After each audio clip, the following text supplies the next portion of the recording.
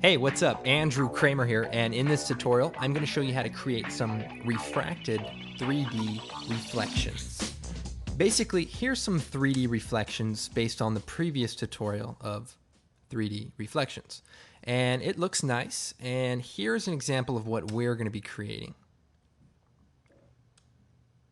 So it's a similar effect in that we're seeing a reflection, but in this case, we're going to pretend it's refracting through an uneven surface. Now, in the real world, you can probably see this at the ocean or a lake or your next door neighbor's swimming pool when they're out of town. You bring your friends over there and you have a party, and then you lose your wallet, and they call you the next week and say, "Hey, I found your wallet." I say, "Oh, great, I've been looking for it," and they tell you where they found it, and then yeah, not good.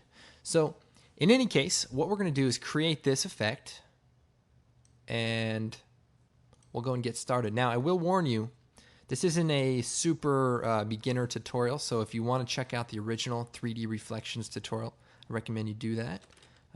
Otherwise, sit back and enjoy. I'm going to create a new solid, 1200 by 1200 pixels, so pretty big.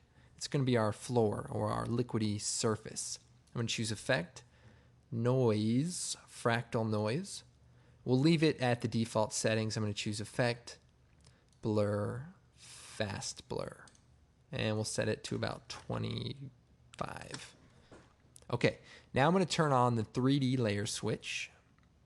Perfect. And we're going to rotate the layer and then move it down so that it's a floor. So then I'm going to create a new camera. And we'll go ahead and use the 35mm preset. Choose OK. Then I'm going to take our image of our desert and drag it out to the comp. And we can scale it down some and turn on the 3D layer switch as well. Now, we want the floor to match right up with the bottom so that when we orbit around, it's kind of sitting there.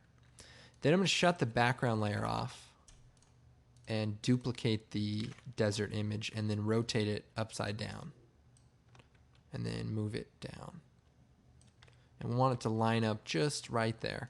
And let's go ahead and order these so that the top layer, the source image, and the reflection are sort of in order.